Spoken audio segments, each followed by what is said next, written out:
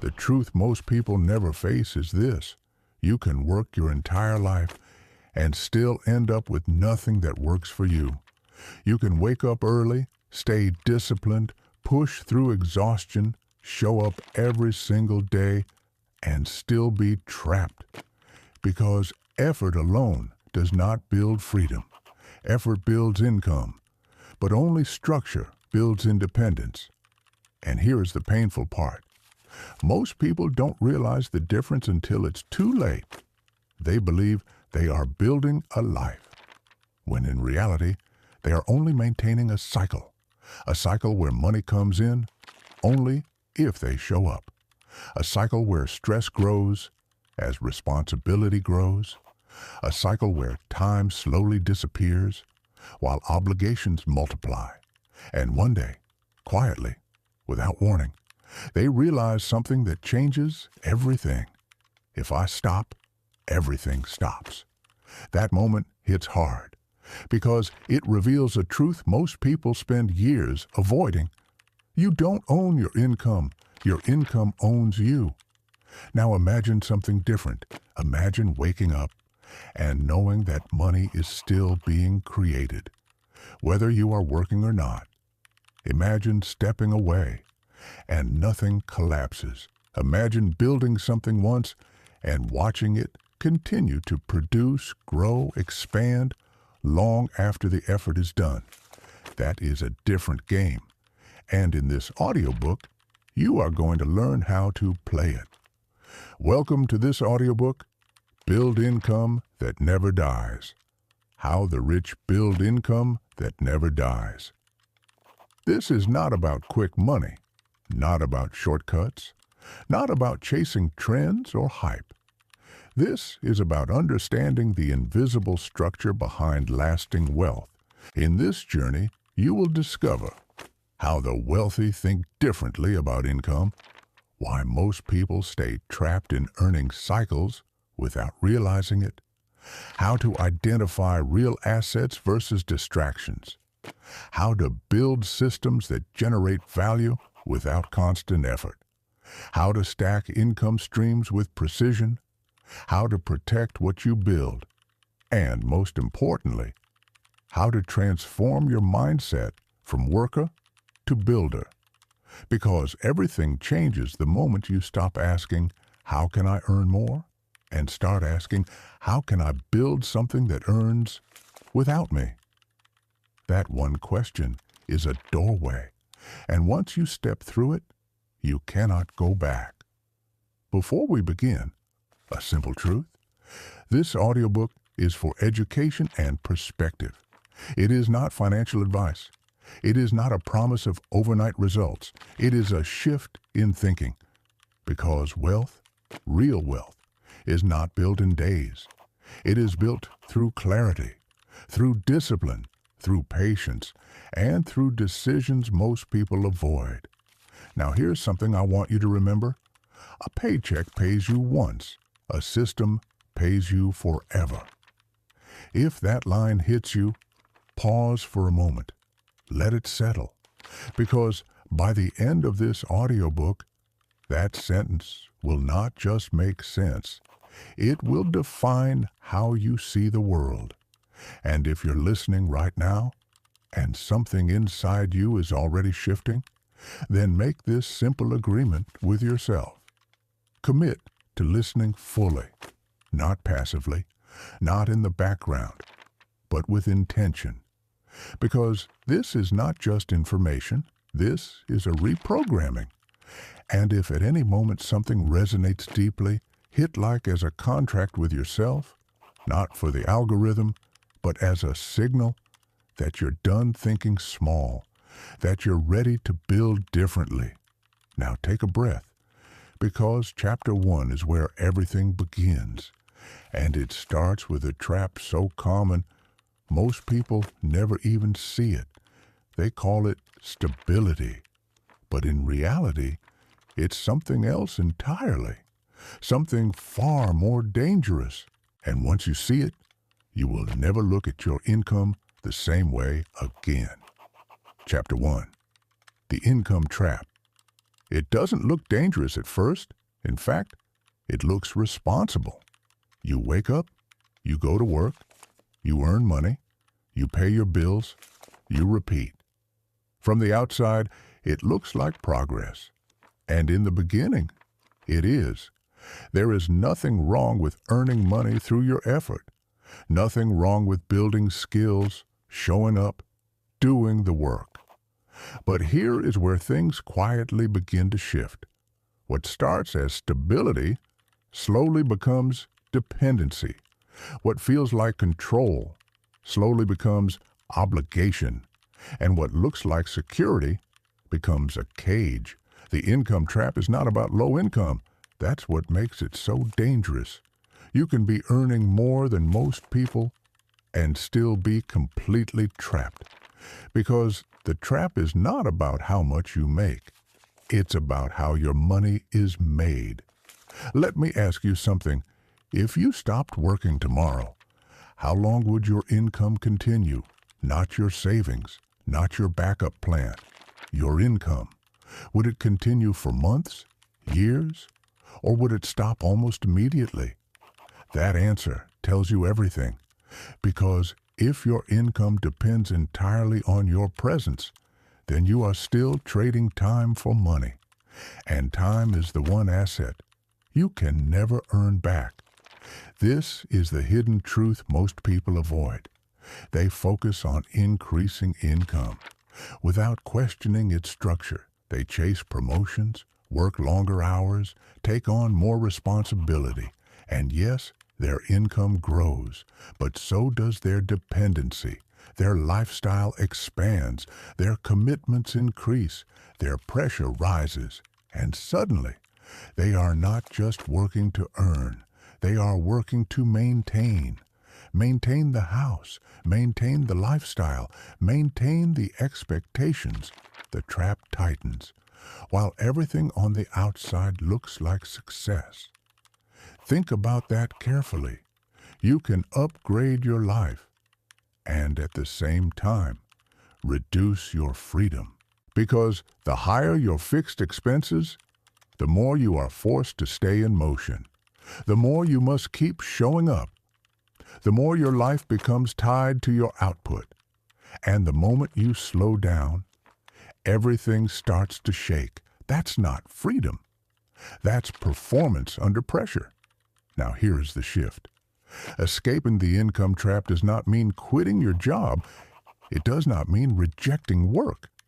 It means changing the role your income plays.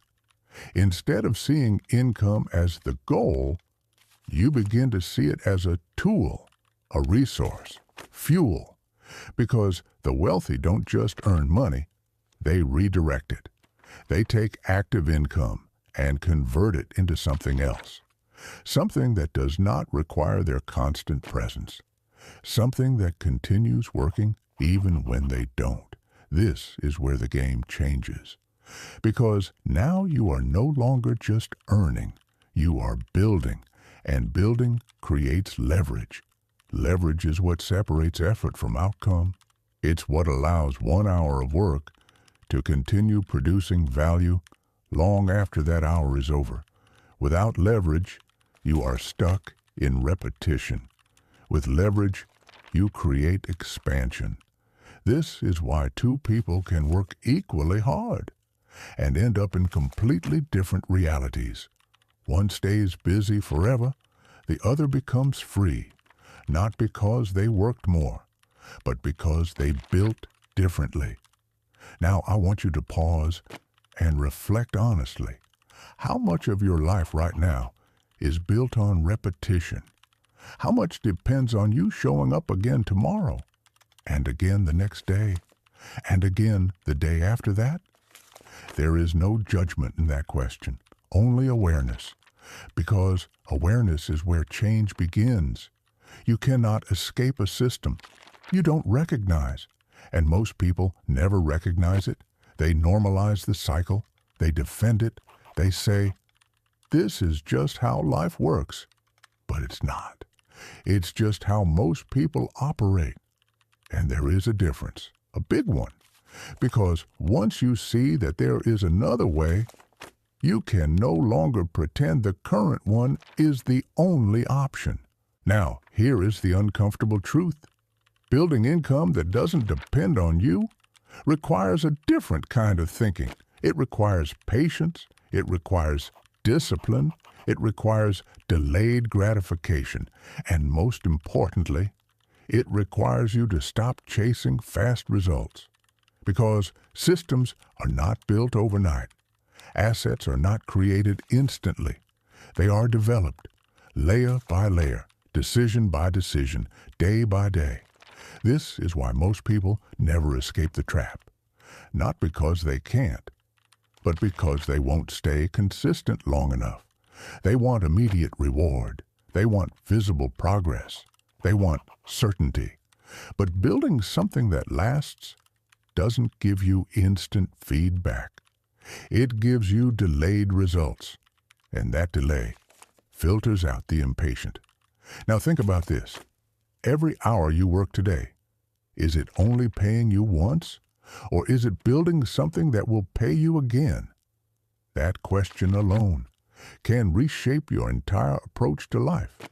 Because once you start thinking that way, you stop wasting effort on things that expire, and you start investing effort into things that compound. And that is the beginning of a completely different path. A path where your work begins to accumulate, where your effort stacks, where your results grow beyond your time. But to walk that path, you must first understand something deeper, something most people misunderstand completely. Because not everything that looks like an asset actually is one. And not everything that generates money creates freedom. In Chapter 2, we're going to break that illusion. We're going to uncover the difference between real assets and disguised liabilities. And once you see it, you will never look at money the same way again. Dear friends, we've just started working on this channel, so we'd really appreciate your support. Please like the video and leave a few words in the comments. It'll really help us promote it. We'd be very grateful. Let's keep going. Chapter 2, The Illusion of Assets. Most people believe they understand what an asset is. They think anything that makes money is automatically valuable. They think a high-paying job is an asset. They think a busy business is an asset. They think a growing account balance is an asset. But here is the uncomfortable truth.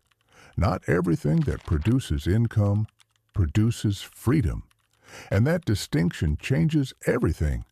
Because you can spend years building something that looks like success on the surface, but keeps you trapped underneath. This is where most people get it wrong. They focus on income instead of structure. They ask, how much does it make?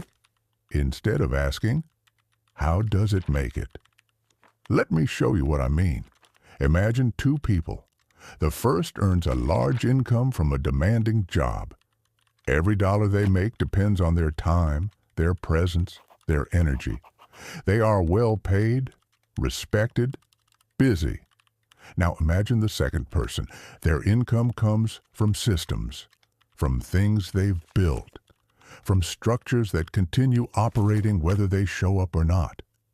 At first glance, they might even earn less, but over time, their income grows, stabilizes, expands, while their involvement decreases. Now ask yourself, which one is truly building an asset?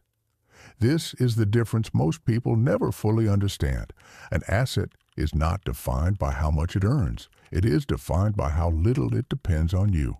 Let that sink in. Because it goes against everything you've been taught. You were taught to maximize effort, to work harder, to earn more, to push further, but you were never taught to detach income from effort. And that is the real game, because when income depends entirely on you, it expires. It has a ceiling, a limit, and that limit is your time. But when income is built on systems, it expands, it multiplies, it compounds, and suddenly you are no longer limited by your hours. You are leveraged by your structure. Now here is where it gets even more important. Some things look like assets, but behave like liabilities. And if you don't recognize this, you can spend years moving in the wrong direction. For example, a business that cannot run without you is not a true asset. It is a job with more responsibility. It may generate money. It may even generate a lot of money. But if it collapses the moment you step away, then it owns you, not the other way around. The same applies to many forms of income. If your presence is required, if your energy is constantly needed, if your attention must always be there, then what you have is not freedom. It is dependency disguised as success. Now, don't misunderstand this. There is nothing wrong with building something that requires effort in the beginning. In fact, everything requires effort in the beginning. But the goal is not to stay there. The goal is to evolve it, to design it, to structure it in a way that reduces dependency over time. That is how assets are built, not instantly, but intentionally. Now think about this carefully. Every system you create should move you in one direction, from involvement to independence, from effort to leverage, from presence to production. And that shift does not happen by accident. It happens through decisions, through design, through awareness. This is why the wealthy think differently. They don't just ask, "How much will this make?" They ask, "How long will this work without me?" That question alone filters everything. It eliminates distractions. It exposes weak structures. It forces clarity. Because once you start thinking that way, you stop chasing things that only pay once, and you start building things that pay repeatedly. Now let's go deeper. There are different types of assets. Some are physical, some are digital, some are financial, some are intellectual, but they all share one thing in common. They produce value without requiring constant input. That is the definition you need to hold on to, because it will guide every decision you make from here. Now here is something most people overlook. Assets are not just built, they are engineered, meaning they are designed with intention. Every detail matters. The structure, the scalability, the sustainability, because a weak structure cannot support long-term growth, and a strong structure can outlive you. That is the level you want to start thinking at. Not just income for today, but systems for tomorrow. Not just money now, but momentum later. Because real wealth is not about what you earn today. It is about what continues tomorrow, and the day after that, and the day after that, even when you're not there. Now pause for a moment. Look at your current situation. What in your life right now is actually an asset? Not what feels productive, not what looks impressive, but what continues to produce without your constant involvement? Be honest, because this is where clarity begins, and clarity is what allows you to move forward with precision. Now here's the next level. Once you understand what a real asset is, the next question becomes inevitable. How do you build one? Where do you start? What does the process actually look like? From nothing to something that produces consistently. Because knowing the definition is one thing, but creating it is something else entirely. In Chapter 3, we're going to break that down. We're going to step into the mindset shift that transforms someone from an earner into a builder. And this shift is where most people hesitate, because it requires letting go of how they've always thought about money. But once you make it, everything begins to align differently, and the path forward becomes clear. Chapter 3, the shift from earner to builder. There comes a moment, quiet, almost invisible, when the way you think about money begins to change. It doesn't happen because someone tells you to. It happens because something inside you clicks. You start to see patterns. You start to notice repetition. You start to question things that once felt normal. And one question begins to rise above all the others. Why am I only getting paid when I'm working if I've already done the work? That question is the beginning of the shift, because until that moment, you are operating as an earner, and there is nothing wrong with that. Being an earner is where everyone starts. You exchange time. You develop skills. You create value. That is the foundation. But if you stay there, you stay limited, because an earner thinks in cycles. Work, earn, spend, repeat. A builder thinks in layers. Build once, earn repeatedly. Expand, multiply. That is a completely different approach, and it requires a completely different mindset. Now, here is the challenge. The transition from earner to builder is not comfortable, because it forces you to let go of something that feels safe. Predictability. As an earner, you know what to expect. You show up, you get paid, it's clear, it's structured, it's immediate. But as a builder, the timeline changes. You put in effort, and you don't get immediate results. You create something, and at first, nothing happens. No reward, no feedback, no validation, just silence. And that silence is where most people quit, because they are conditioned to expect immediate return. They are used to effort being directly tied to income, so when that connection disappears, they feel lost, uncertain, doubtful. But here is the truth. That silence is not failure. It is construction. It is the phase where systems are being formed, where foundations are being laid, where something invisible is being built. And invisible work always comes before visible results. This is where discipline becomes everything, because you must continue building even when nothing is happening on the surface, even when it feels like it's not working, even when there is no proof yet. That is the test, and most people fail it, not because they lack ability, but because they lack patience. Now think about this. If you plant a seed today, you don't expect a tree tomorrow. You understand there is a process, time, growth, development.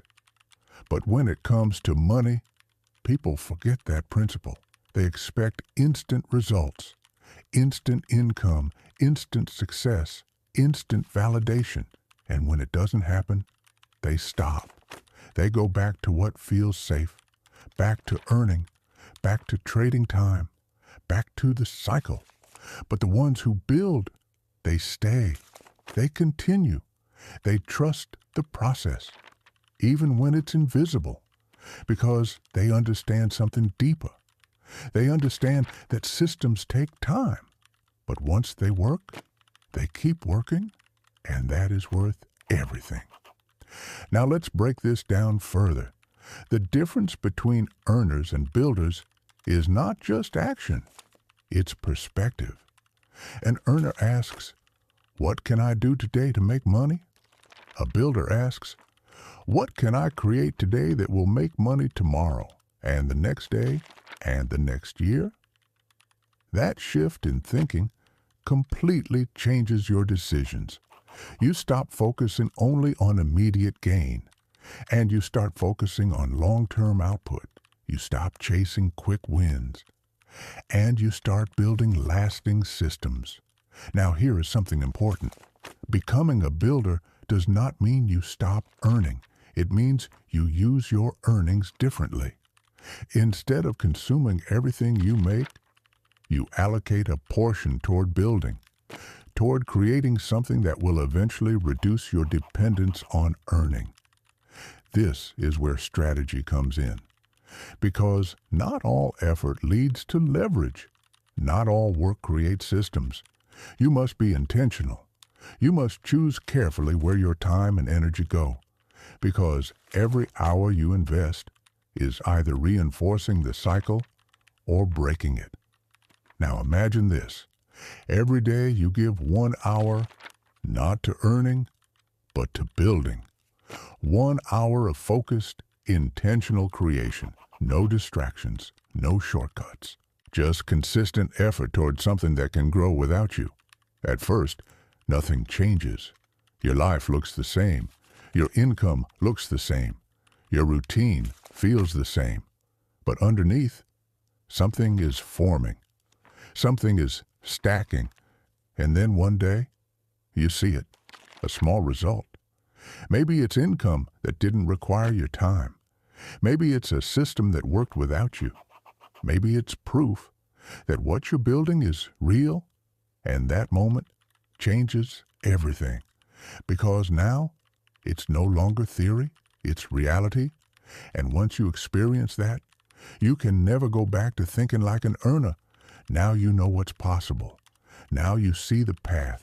Now you understand that freedom is not a dream. It is a structure. But here is the next challenge. Not everything you build will work. Some systems will fail.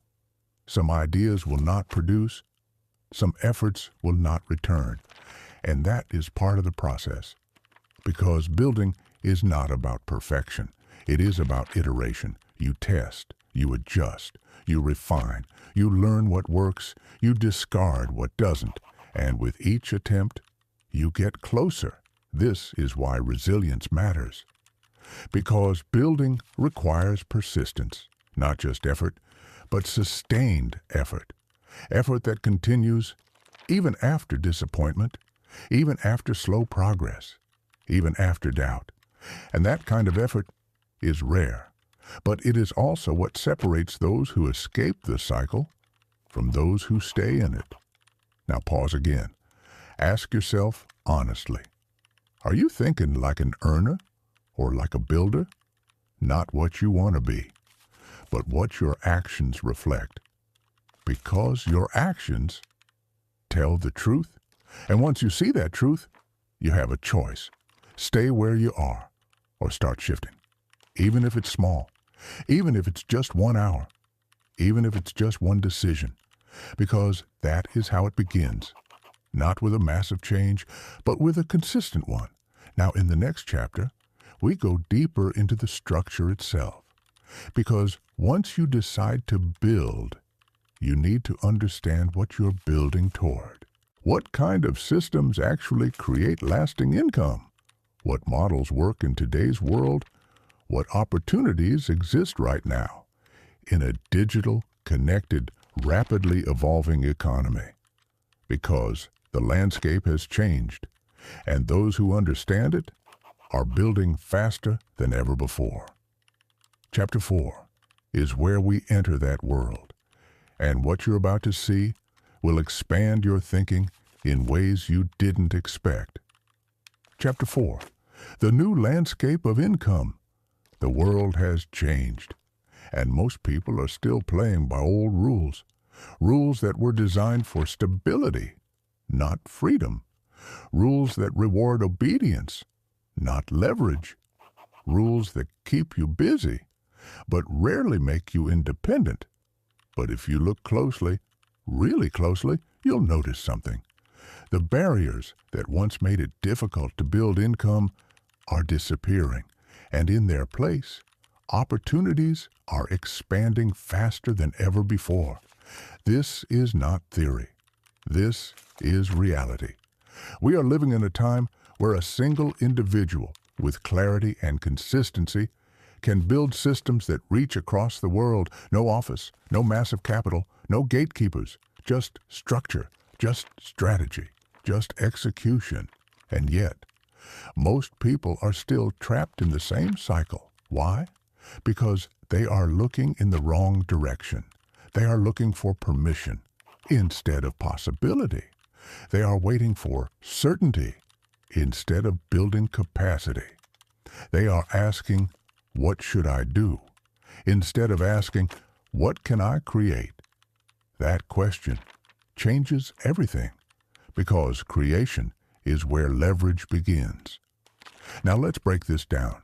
There are 3 primary categories of modern assets, and understanding them gives you clarity. The first is digital assets. These are systems that exist online and operate continuously. Content platforms, online education, software tools, digital products, things that, once created, can be distributed endlessly.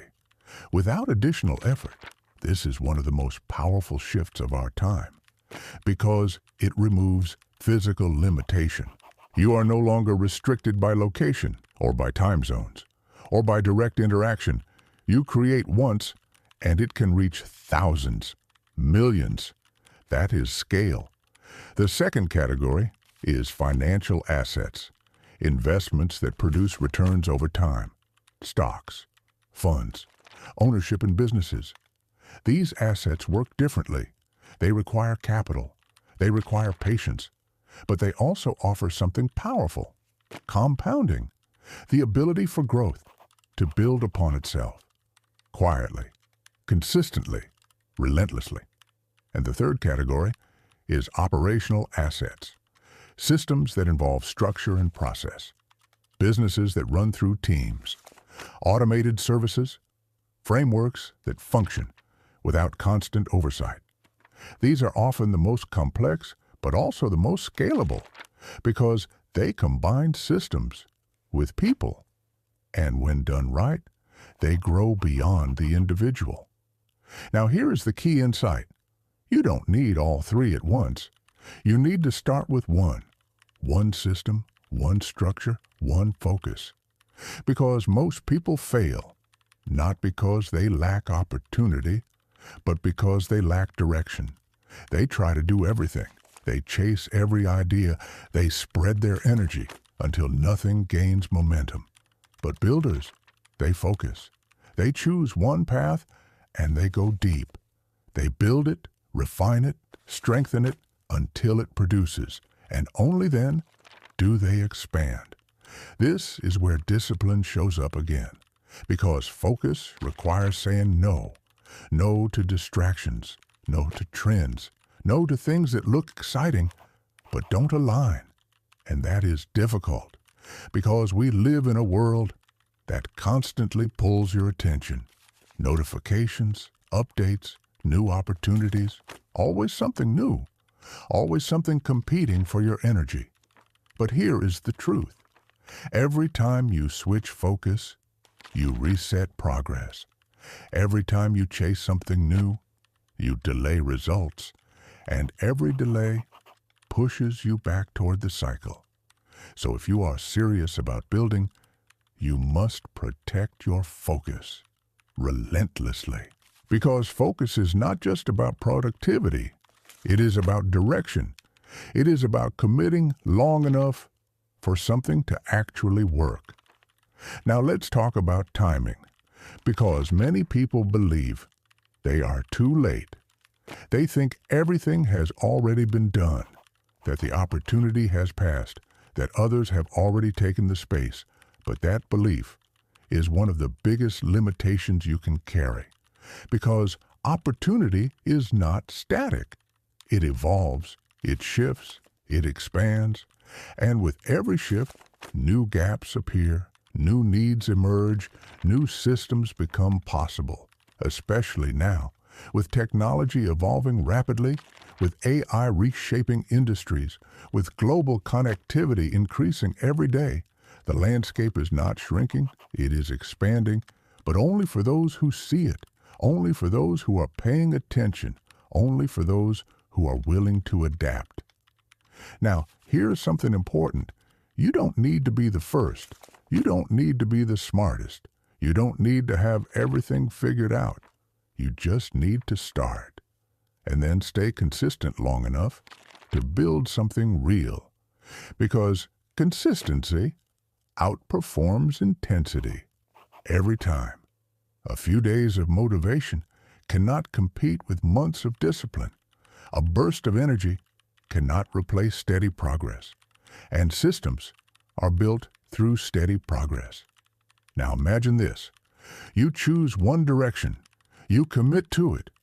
You give it focused effort every single day, no matter how small, no matter how slow. And you do this for months, for years. What do you think happens? At some point, it begins to work. At some point, it begins to produce. At some point, it becomes real. And once it becomes real, it becomes repeatable, scalable, expandable. That is how income that never dies is built. Not through luck, not through shortcuts, but through consistent creation over time. Now here is where things get even more interesting. Because once you build one system, you gain something more valuable than money. You gain understanding. You learn how systems work. You learn how to structure value. You learn how to think like a builder. And that knowledge can be applied again and again and again. This is how wealth accelerates, not just through assets, but through the ability to create them. Now pause again, because this is important. What direction are you currently focused on? Are you scattered? Are you jumping between ideas? Or are you building something consistently? Because the answer to that question will determine your outcome, not today, but over time. Now, in the next chapter, we're going deeper into execution. Because knowing what exists is one thing, but taking action is where most people stop. They hesitate, they overthink, they delay. And delay is one of the most expensive habits you can have. In Chapter 5, we break that cycle, we step into action, and what you're about to realize is that starting is not as complicated as you think. But it does require one thing that most people avoid. And once you see it, you'll understand exactly why so many people never begin. Dear viewer, we would really be grateful if you could share your ideas on how we can improve our videos in the comments. Thank you very much. Chapter 5, The Cost of Waiting. There is a moment right before action where everything feels uncertain. You've thought about it. You've considered the possibilities. You've imagined the outcome. And then you pause, you hesitate, you tell yourself you need more time, more clarity, more knowledge, more certainty, and without realizing it, you delay. That delay feels harmless, it feels responsible, it feels like you're preparing, but in reality, it's something else. It's avoidance. And avoidance has a cost, not a visible cost, not something you can measure immediately, but a slow, silent cost that builds over time. Because every day you delay starting is a day nothing is being built. No system, no structure, no momentum, just intention with no execution. Now think about this. Most people are not stuck because they lack ideas. They are stuck because they never act on them. They wait for the perfect moment, the perfect plan, the perfect timing. But that moment never comes because perfection is an illusion, and chasing it keeps you still. The truth is simple. Clarity does not come before action. It comes through action. You don't figure everything out first and then start. You start and figure things out along the way. That's how every system is built, not in theory, but in motion. Now here is the deeper reason people hesitate. It's not just uncertainty, it's fear. Fear of failure, fear of wasting time, fear of looking wrong, fear of not being good enough. And these fears are powerful because they feel real. They feel valid. They feel like something you should listen to. But here is the truth. Fear is not a signal to stop. It is a signal that you are stepping into something new. And anything new will always feel uncomfortable. That discomfort is not danger. It is growth. Now imagine this. You decide to start building something. It doesn't matter what. A small system, a simple structure. You take the first step, and immediately it feels messy, unclear, imperfect. You question yourself. You wonder if you made the right choice. That is normal. That is part of the process. Because building is not clean. It is not linear. It is trial and error, iteration, adjustment. And if you expect it to be smooth, you will quit early. But if you expect it to be messy, you will stay long enough to make it work. Now let's talk about something critical, momentum, because action creates momentum, and momentum creates clarity. The more you do, the more you understand. The more you understand, the better your decisions become. And better decisions lead to better outcomes. But none of that happens until you move, until you take that first step. Now, here is a powerful shift.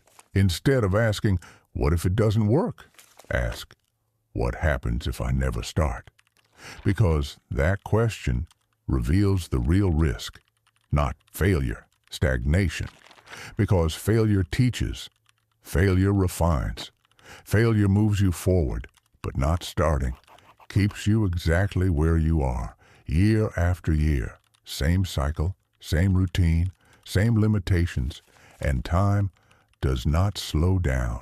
So every year you delay is a year you could have been building, a year you could have been learning, a year you could have been compounding progress. This is the hidden cost, not visible today, but undeniable over time. Now here is something practical. You don't need a perfect plan. You need a starting point, something simple, something manageable, something you can commit to consistently, because complexity kills action and simplicity creates movement. Start small, but start real, because a small system that you actually build is infinitely more valuable than a perfect idea that never leaves your mind. Now imagine this. You begin today. You commit 1 hour, focused, intentional, no distractions. You build something. You learn something. You improve something. Then you repeat. Tomorrow, the next day, and the next. At first, it feels slow, almost invisible, but over time, it accumulates. That hour becomes progress. That progress becomes structure. That structure becomes a system. And that system begins to produce. Now here's the key. Consistency beats intensity every single time, because intensity fades, but consistency builds. And building is what creates income that lasts. Now I want you to pause again. Be honest with yourself. How long have you been thinking about starting? How many ideas have you had that never turned into action? How many opportunities have passed because you hesitated? This is not about regret. It's about awareness. Because once you see the pattern, you can break it. And breaking it starts with one decision: to act, not perfectly, not completely, but consistently. Now here is something important. If this moment, if this realization is hitting you right now, then do something with it. Don't just listen, decide. And if you're ready to shift, even in a small way, leave a comment with one word: start. Not for anyone else, but as a commitment to yourself. Because words, when used intentionally, create accountability. Now take a breath. Because in the next chapter, we're going deeper into structure because once you start, you need direction. You need to understand how to build something that actually works. Not just effort, not just activity, but a system designed to produce. Chapter 6 is where we begin constructing that system, step by step. And what you're about to learn will remove the confusion and replace it with clarity. Chapter 6. Designing your first income engine. Starting is powerful, but direction is what makes it effective. Because effort without structure leads to frustration. You can work hard, you can stay consistent, you can show up every day, and still build nothing that lasts. Not because you lack discipline, but because you lack design. This is where most people go wrong. They start building without understanding what they're building. They move without a system. And without a system, there is no leverage, only effort. So now, we shift from action to intentional construction, from movement to design. Because if you want income that never dies, you need an engine, something that runs, something that produces, something that continues, even when you step away. Now let's simplify this. Every income engine has 3 core components: value, delivery, and flow. If you understand these 3, you can build anything. Let's start with the first, value. This is where everything begins. Because income is a result of value, not effort, not time, value. And here is the truth most people overlook. Value is not what you think is useful. It is what others need, what solves a problem, what improves a situation, what saves time, creates clarity, removes friction. That is value. So the first question you must ask is simple. What problem can I solve? Not in theory, not someday, but right now, based on what you know, based on what you can learn, based on what you are willing to improve. Because you don't need to know everything. You just need to know enough to help someone move forward. Now here is where people hesitate again. They think they need to be an expert. They think they need credentials. They think they need years of experience. But that's not true. You don't need to be the best in the world. You just need to be one step ahead of someone else. That's enough to create value. And as you grow, your value grows. Now let's move to the second component, delivery.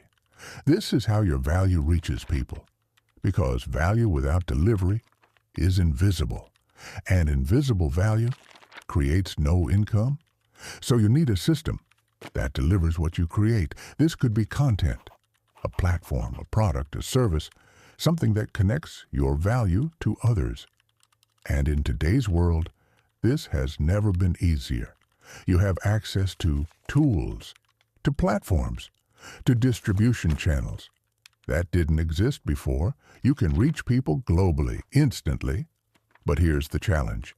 Access does not equal execution. Just because the tools exist does not mean you are using them. And most people don't. They consume, they scroll, they watch, but they don't create. And creation is what builds systems. So you must shift from consumption to production, from watching to building. Now the third component, flow.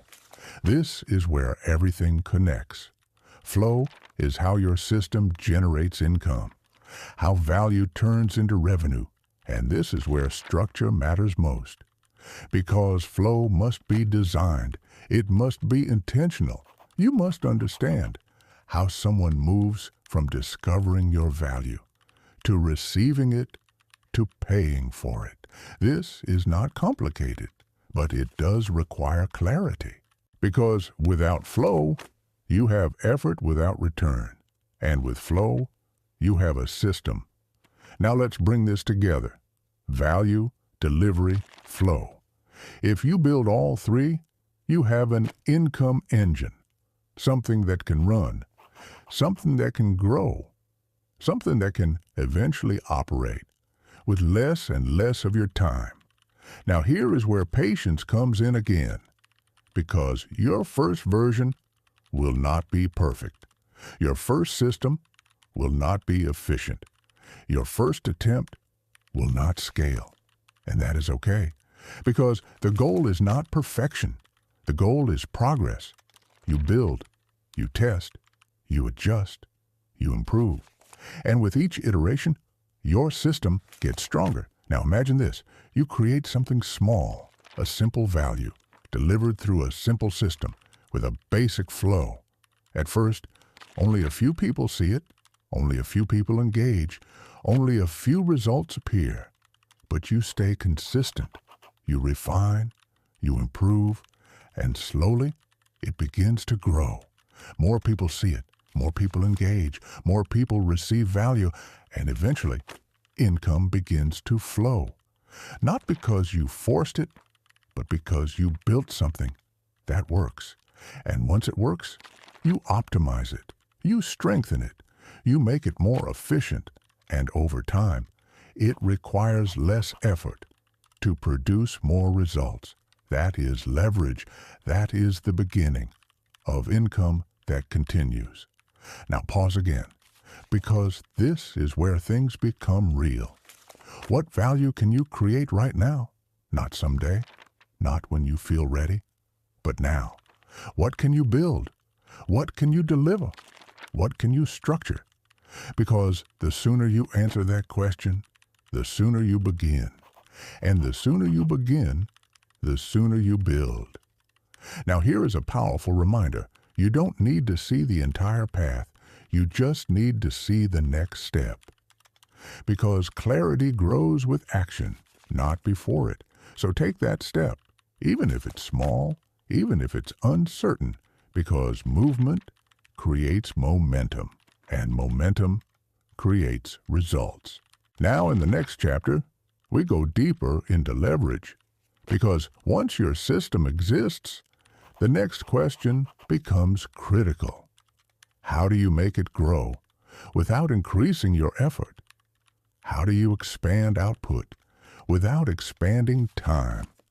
Because this is where the real power lies. Chapter 7 is where we unlock that. And once you understand it, you will never look at effort the same way again. Chapter 7, Leverage. This is where everything begins to multiply. Because up until now, you've been building, creating value, designing systems, establishing flow. But building alone is not enough. Because without leverage, you are still limited, still tied to time. And leverage is what breaks that limitation. Now here is the simplest way to understand it. Leverage is the ability to produce more without doing more. Read that again, because that one idea separates effort from expansion. Most people think growth requires more work, more hours, more pressure, more energy. But that is the thinking of an earner. A builder thinks differently. A builder asks, how can I make this work without me doing it every time? That question creates leverage. Now let's break it down. There are 4 main types of leverage, and once you understand them, you start seeing opportunities everywhere. The first is time leverage. This is the simplest form. You create something once, and it continues to produce. Content, digital products, automated systems, anything that works repeatedly, from a single effort. Instead of trading 1 hour for one result, you create 1 hour that produces many results. That is time leverage. The second is technology leverage. This is where systems scale. Software, automation, AI tools, things that operate faster, more consistently, and without fatigue. Technology allows you to multiply output without multiplying effort.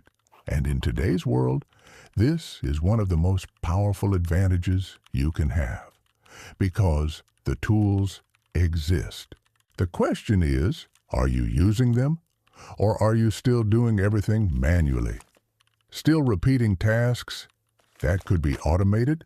Every time you automate something, you free up energy, and that energy can be reinvested into building. Now, the third type is capital leverage. This is when money works for you. Investments, ownership, assets that grow over time. Instead of relying only on your effort, you use resources to create additional output. This requires patience.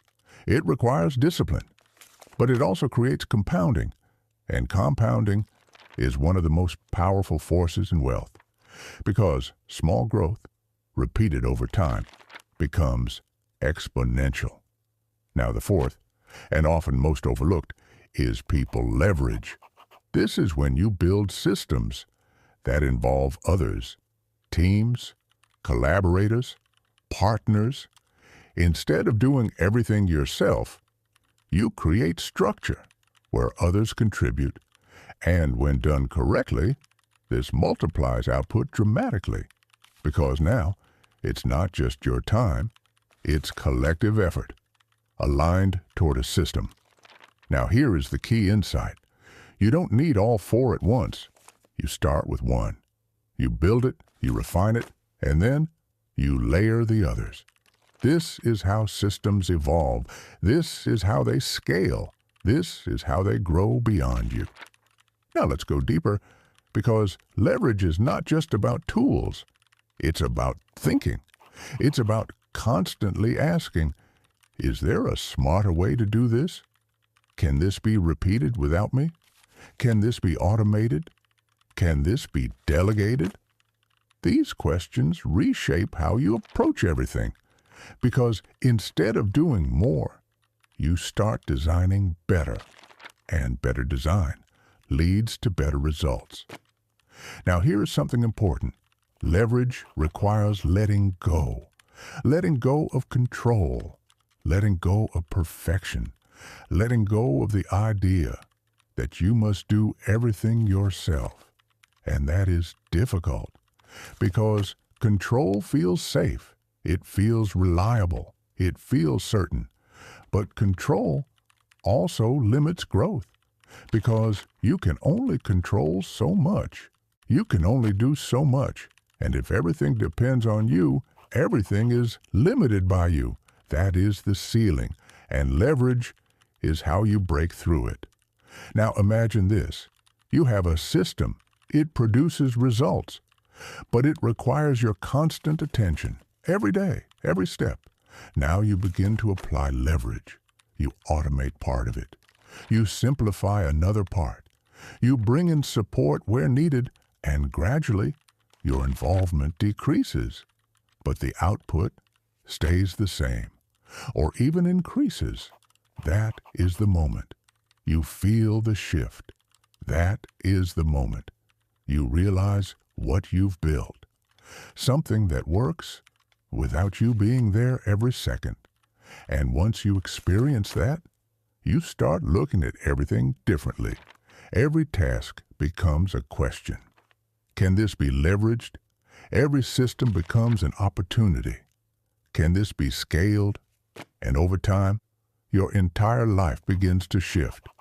Less repetition, less pressure, less dependency, more structure, more freedom, more control. Not control through effort, but control through design. Now pause again. Look at your current situation. Where are you relying too much on effort?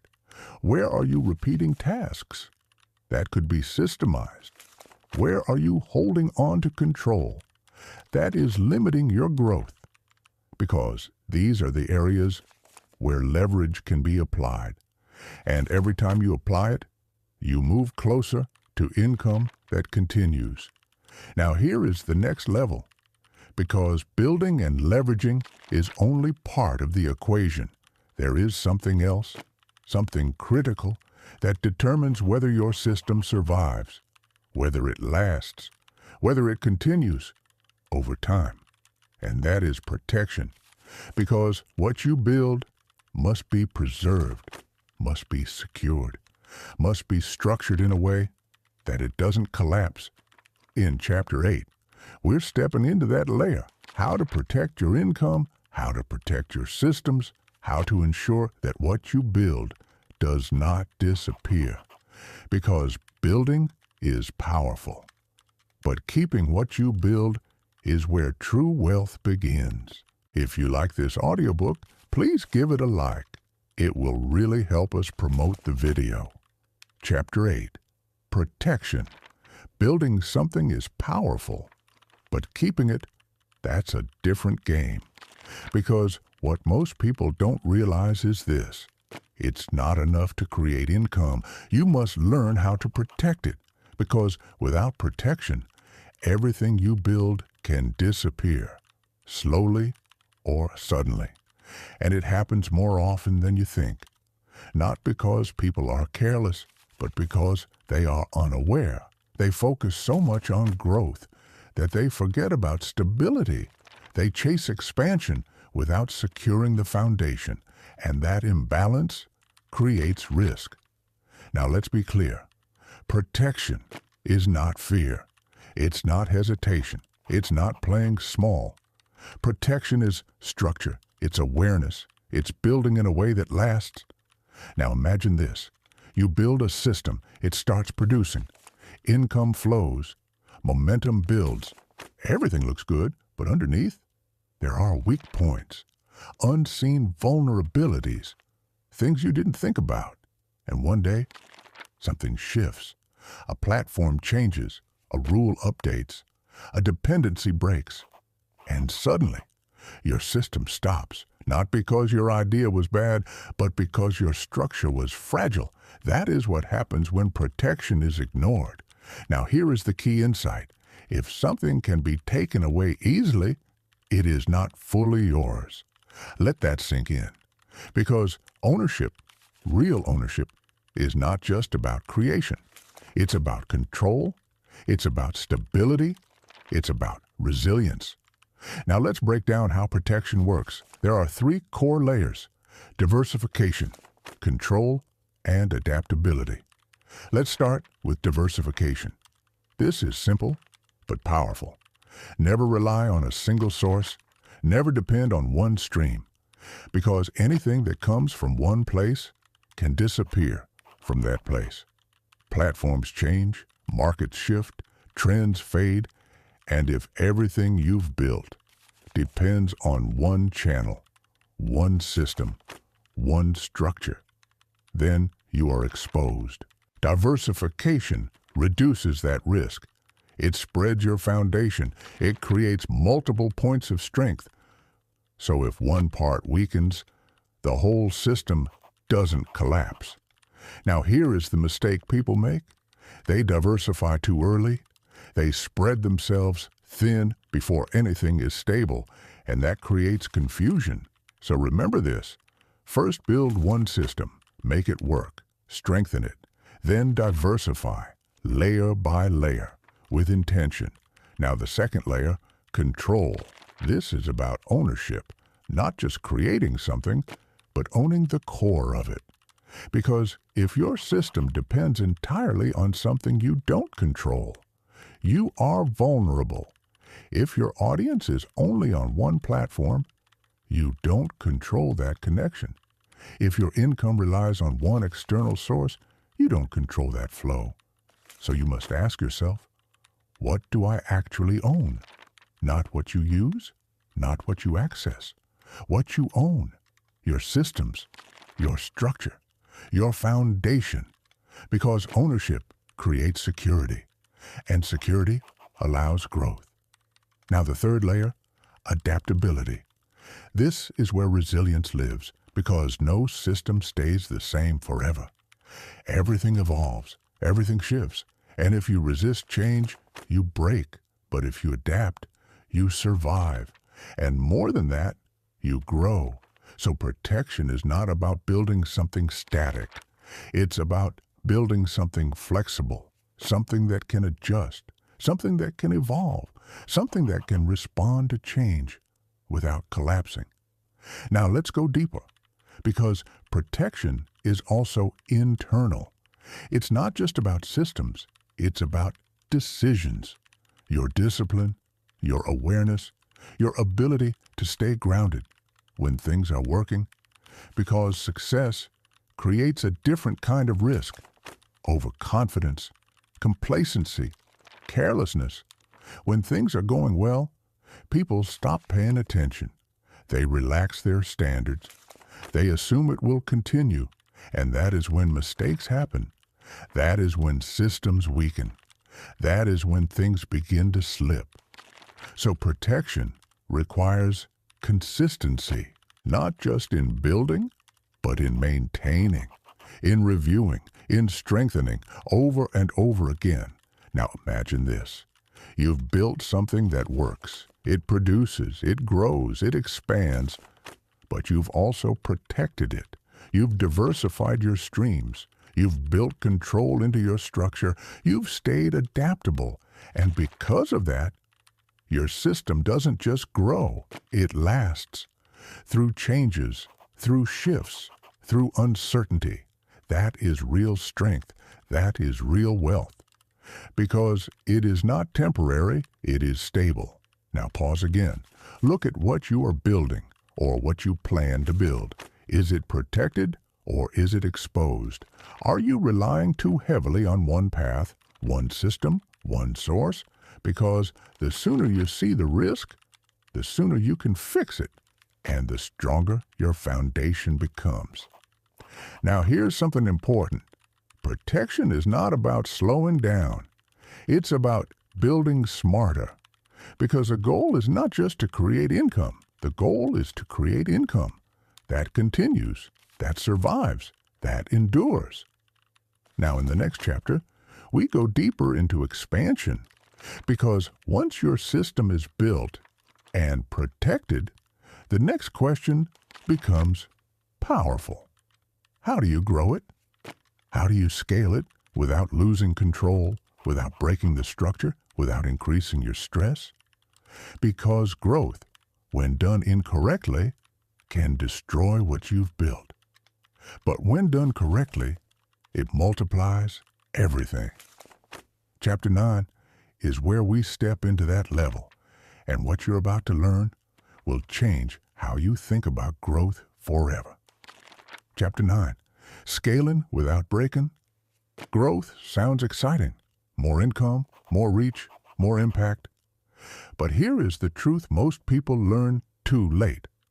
Growth can destroy what you've built, not because growth is bad, but because unmanaged growth creates pressure.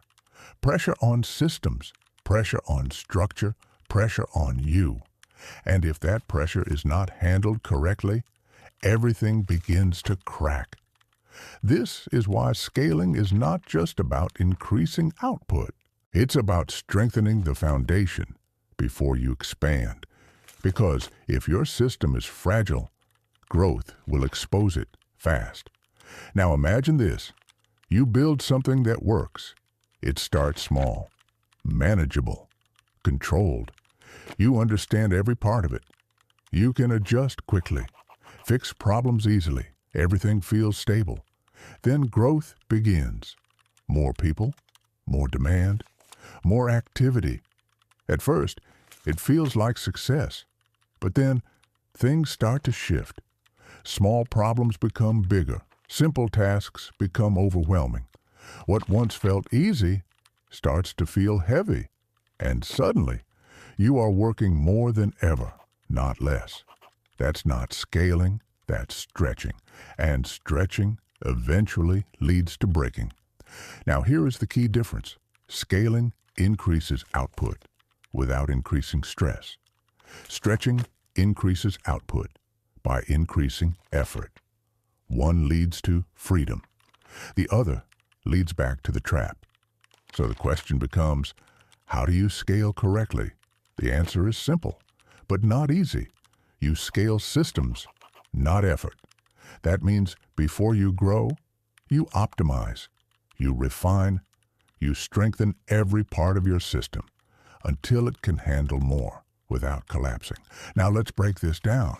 There are 3 principles of sustainable scaling: efficiency, replication, and stability. First, efficiency. This is about removing friction, every unnecessary step, every repeated task, every point of confusion. You simplify, you streamline, you make your system smoother, because the more efficient your system is, the easier it becomes to scale. Now think about this. If your current system feels complicated, growth will multiply that complexity. But if your system is simple, growth becomes manageable. So before you expand, you simplify relentlessly. Now the second principle, replication. This is where scaling actually happens. Because if something cannot be repeated, it cannot be scaled. You need processes, clear steps, defined systems, things that can be done the same way, every time, without relying on your constant input. This is where documentation matters. Clarity, structure, because replication turns effort into consistency, and consistency is what allows growth. Now the third principle, stability.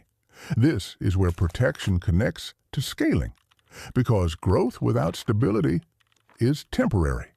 You need systems that can handle pressure, that can operate under demand, that don't break when volume increases, and that requires testing, adjustment, preparation, because stability is not automatic.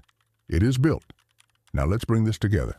Efficiency, replication, stability. If you have these 3, you can scale. If you don't, growth will overwhelm you. Now here's something most people miss. Scaling is not about doing more things. It's about doing fewer things better, because focus becomes even more important as you grow. You cannot afford distractions. You cannot afford inefficiency.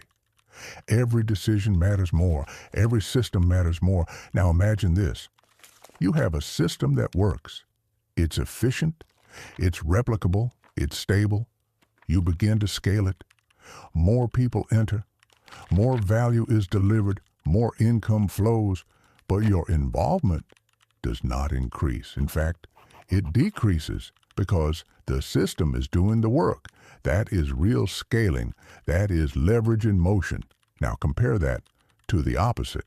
You grow, but everything depends on you. More customers means more work. More demand means more pressure, more income, but less freedom.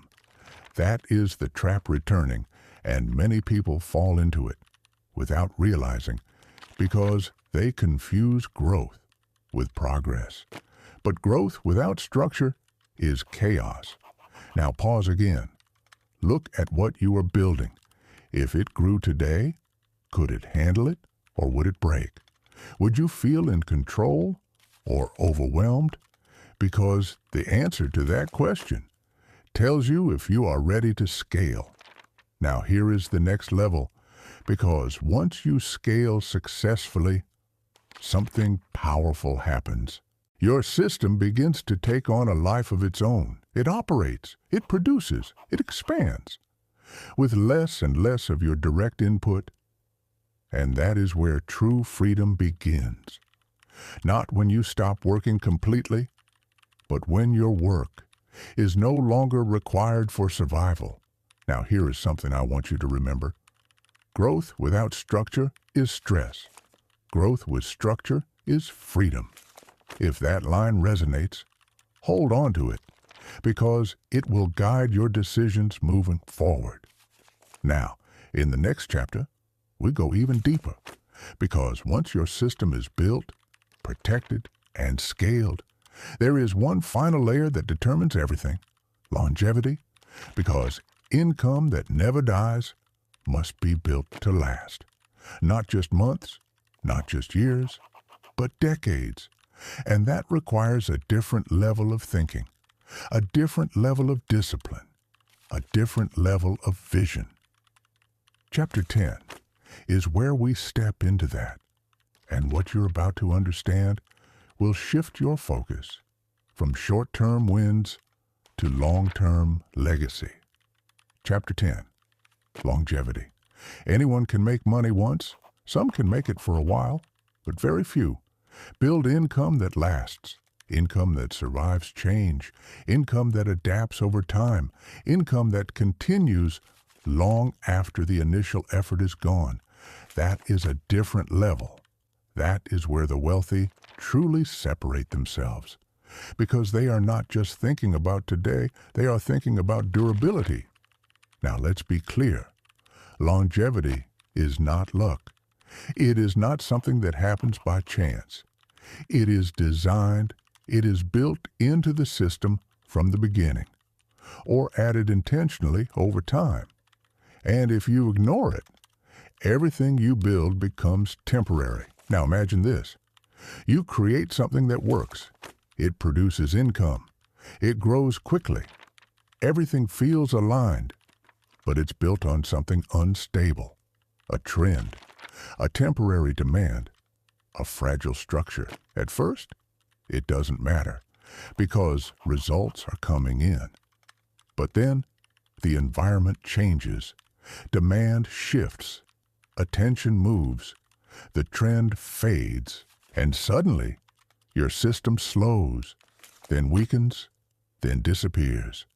Not because you failed, but because what you built was never designed to last.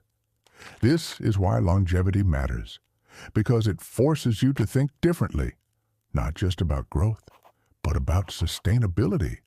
Now let's break this down. There are 3 pillars of longevity: relevance, adaptation, and depth. First, relevance. Your system must solve a real problem, not a temporary one, not a surface-level one, a real ongoing need, because problems that persist create demand that persists.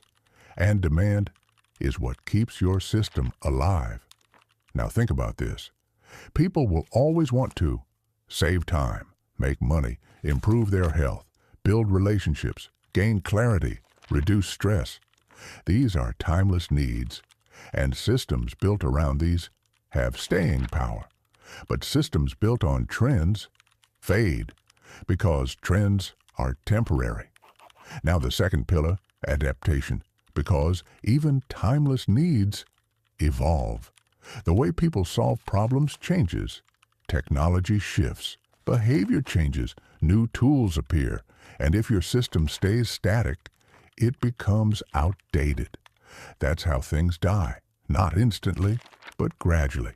So you must stay aware. You must observe. You must adjust continuously, because adaptation keeps your system relevant, and relevance keeps your income alive. Now the third pillar, depth.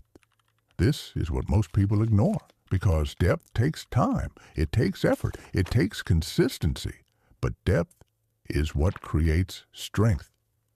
Depth means your system is not shallow, it's not easily replaced, it's not easily copied. It has layers, value that goes beyond the surface. This is what creates loyalty. This is what creates trust. This is what creates long-term stability, because people don't just return for surface value, they return for depth. Now let's bring this together. Relevance, adaptation, depth.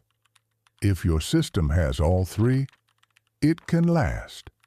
If it doesn't, it will eventually fade. Now here is something powerful. Longevity changes your behavior, because when you think long-term, you make different decisions. You stop chasing quick wins. You stop cutting corners. You stop prioritizing short-term gain over long-term stability, because you understand something deeper. That building something that lasts is more valuable than building something fast. Now imagine this. You build a system, you grow it, you scale it, but you also design it for longevity. You keep it relevant, you adapt it over time, you deepen its value, and because of that, It doesn't just produce, it continues to produce year after year with less and less effort. That is where income becomes predictable, stable, reliable, and that stability creates freedom. Not temporary freedom, but lasting freedom. Now pause again, because this is important. Are you building something that will still exist in 5 years, 10 years? Or are you building something that only works right now? Because the answer to that question determines everything. Now here's something I want you to remember. Fast money fades, structured money stays. If that line resonates, hold on to it, because it will guide your decisions. Now we move forward, because building something that lasts requires more than systems. It requires mindset, discipline, emotional control, because the external system is only as strong as the internal one. In Chapter 11, we step into that internal world, because if you cannot control yourself, you cannot sustain what you build. And what you're about to understand will reveal why so many people build success only to lose it. We're so glad you decided to watch our video. We're also really curious to know which cities around the world are watching our videos. Could you let us know which city, or at least which country, you're from? We always read every comment under our videos carefully. Thank you. Chapter 11. The Inner Architecture. There is something most people never expect. They believe the hardest part is building, creating the system, growing the income, scaling the structure, but the truth is, that's only half the battle. Because what you build externally can only grow as far as you are stable internally. And this is where many people break, not because their system fails, but because they do. They lose discipline, they lose focus, they lose control, and slowly, what they built begins to slip. Now let's go deeper, because this is not about motivation. Motivation is temporary. It comes and goes. What you need is structure within yourself, a way of thinking, a way of operating that stays consistent regardless of circumstances. Because income that never dies requires a mind that doesn't collapse under pressure. Now imagine this. You build something that works. It starts producing. Momentum builds. Opportunities appear. And suddenly, you have more freedom than you've ever had before. More time, more money, more choices. And that is where the real test begins. Because freedom without discipline creates chaos. You start relaxing your standards. You become less focused. You lose the habits that built your system in the first place, and without realizing it, you begin to drift. This is how people lose everything, not instantly, but gradually, through small decisions, small lapses, small moments of carelessness. Now here is the truth. The habits that build success must be maintained to keep it, not occasionally, but consistently, because discipline is not a phase, it is a foundation, and without it, everything becomes unstable. Now let's break this down. There are 3 internal pillars that support everything you build: clarity, control, consistency. First, clarity. You must know what you are building and why. Because without clarity, you drift. You get distracted. You chase things that don't matter. But with clarity, your decisions become sharp. You know what to focus on. You know what to ignore. You know where your energy belongs. And that clarity protects your progress. Now the second pillar, control. This is about emotional discipline. Your ability to stay steady when things change. Because building systems means dealing with uncertainty. There will be slow periods. There will be setbacks. There will be moments where nothing seems to work. And if your emotions control you, you will quit. You will change direction too quickly. You will abandon what could have worked if you had stayed. But if you control your emotions, you remain stable. You stay focused. You continue building even when results are delayed. That is strength. Now, the third pillar, consistency. This is where everything compounds, because success is not built in moments. It is built in repetition, daily actions, repeated over time. That is what creates systems. That is what creates results. That is what creates income that continues. Now here is something powerful. Consistency is not about doing everything perfectly. It is about doing the right things regularly, even when you don't feel like it, even when progress feels slow, even when results are not visible, because consistency outlasts doubt. Now imagine this. You have clarity. You know your direction. You have control. You manage your emotions. You have consistency. You show up every day. What happens over time? Everything aligns. Your system strengthens. Your results grow. Your income stabilizes, not because of luck, but because of structure, internal structure. Now here's the deeper truth. Your external systems mirror your internal state. If you are scattered, your systems will be scattered. If you are inconsistent, your results will be inconsistent. If you lack discipline, your structure will weaken. But if you are clear, focused, consistent, your systems reflect that. And that is how stability is created. Now pause again.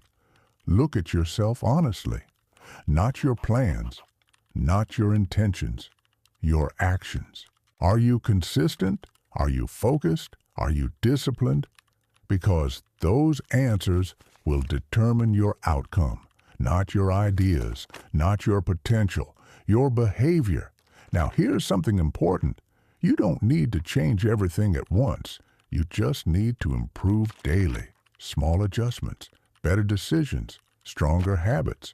Over time, those small changes become massive results. Now here's a line I want you to remember. Your systems grow to the level your discipline can sustain. If that hits, hold on to it, because it explains everything. Now we move forward, because once your internal structure is strong, something powerful happens. You begin to think differently. You begin to see opportunities others miss. You begin to recognize patterns, and that awareness opens new levels. In Chapter 12, we step into that awareness. We explore how the wealthy see opportunities, how they identify systems, how they move early, while others hesitate. And what you're about to discover will change how you look at the world around you. Chapter 12, Seeing What Others Miss. Opportunities are everywhere, but most people never see them, not because they don't exist, but because their perspective is limited. They are trained to look for jobs, for instructions, for stability. They are not trained to look for systems, to recognize patterns, to identify value gaps. And because of that, they walk past opportunity every single day without realizing it. Now here is the truth. Opportunities are not always obvious. They rarely appear as clear invitations. They show up as problems, as inefficiencies, as frustrations, as unmet needs. And the people who build income that never dies, they don't ignore these things. They study them, because every problem is a signal that something can be improved, something can be built, something can be created. Now imagine this. You encounter a frustration, something that wastes time, something that feels inefficient, something that people complain about. Most people react. They get annoyed. They move on. But a builder pauses. They ask a different question. Why does this exist? Why hasn't this been solved better? Can this be improved? That question opens the door because it shifts you from consumer to creator, from observer to builder. Now let's go deeper. There are patterns in every market, recurring needs, repeated behaviors, consistent problems. And when you start paying attention, you begin to notice them again and again in different forms, in different places. But always connected. This is how awareness grows. Because once you see a pattern, you can build around it. You can create a system that addresses it. And if the pattern is consistent, your system becomes valuable. Now here is something powerful. You don't need a completely new idea. You don't need to invent something revolutionary. You need to improve something that already exists. Make it better, simpler, faster, more accessible. Because improvement is opportunity. Now think about this. Every system around you was built to solve a problem. Every app, every service, every product, someone saw a gap and filled it. That's it. That's the process. And it's happening constantly. Now here's the difference. Most people consume these systems. They use them. They depend on them. But builders analyze them. They ask, how does this work? What makes this valuable? How could this be improved? That curiosity is what creates insight, and insight leads to creation. Now let's talk about timing, because opportunity is often linked to timing, not perfect timing, but awareness of change. When something shifts, new gaps appear, new needs emerge. Now here is a line to remember. Amateurs add more, masters refine what exists. If that resonates, hold on to it, because it simplifies everything. Now let's go deeper. Mastery also requires restraint, because opportunities will always appear. New ideas, new paths, new possibilities, but not all of them are worth pursuing, and at this level, you must choose carefully, because every new direction takes energy, takes focus, and can disrupt what you've already built. So you must protect your systems, prioritize refinement over constant expansion. Now imagine this. You ignore distractions. You focus on what works. You refine. You optimize. And over time, your systems become powerful, not because you did more, but because you did it better. Now here is something powerful. At mastery, your role changes. You are no longer the builder. You are the architect, the designer, the strategist. You oversee, you guide, you refine, and your systems do the work. Now here is the deeper shift. You stop thinking in tasks and start thinking in outcomes. You stop asking, what should I do today? And start asking, what improves the system? Because improvement creates leverage. Now pause again, because this is important. Mastery is not about reaching a level and stopping. It is about continuing to refine forever, because that is what keeps systems alive. Now here is a small challenge. Look at your system. Find one area that can be improved, just one, and refine it. Because small improvements create big results. Now if this resonates, if you feel the shift into mastery, write one word, master, not for anyone else, but as a recognition. Now take a breath, because we are entering the final chapter, the conclusion, where everything comes together, where the journey completes, and where one final idea will stay with you long after this ends. Chapter 25 is next, and it will leave you with something you will never forget. Chapter 25, the decision that changes everything. You've heard the system. You've walked through the framework.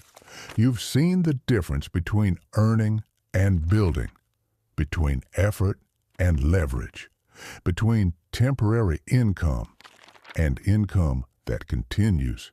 Now everything comes down to one thing, a decision, because information alone does nothing.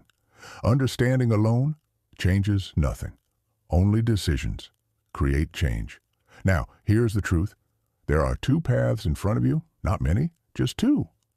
The first path is the familiar one. You continue as you are. You work, you earn, you spend, you repeat. Maybe you improve slightly, maybe you earn more, maybe things get a little better, but the structure stays the same. Your income depends on you. Your time remains tied. Your freedom stays limited. That path is predictable, comfortable, and crowded. Now the second path is different, not easy, not instant, but different. You begin to build, slowly, intentionally.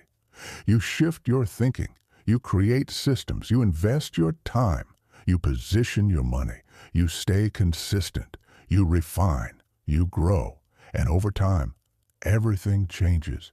Your income becomes structured. Your time becomes flexible. Your life becomes designed. That path is uncertain at first, but powerful over time. Now, here is the reality. No one can choose for you. No one can build for you. No one can take that step except you. And the decision is not made once. It is made daily, in your actions, in your habits, in how you use your time. Because every day, you either build or you maintain. You either move forward or stay where you are. Now imagine this. A year from now, you look back. What do you see? The same cycle or progress? The same routine? Or a system that is beginning to produce? Because that future is being created right now, in this moment, with this decision. Now here's something I want you to feel, not just understand. Feel it. Your life will not change until your actions change, and your actions will not change until your standards change. So raise your standard. Decide that you will no longer trade your entire life for income. Decide that you will build something that continues. Decide that your time matters too much to be spent without intention. Now here is the final truth. Income that never dies is not just about money. It is about control, freedom, choice. It is about waking up and knowing your life is yours. Now pause, take a breath, and ask yourself one question. Am I ready to build? Not think about it, not plan it. Build. Because if the answer is yes, then this is where it begins. Not tomorrow, not next week, now. Now here is your final step. If this audiobook meant something to you, if something shifted inside you, then make it real. Write one word. Build. Not for me, not for anyone else, but for you, as a declaration, as a commitment, as the first step. And if you know someone who is stuck in the cycle, share this with them, because one idea at the right time can change everything. Now this journey ends, but yours begins. And remember this, one line that will stay with you. Don't just earn a living. Build something that lives without you.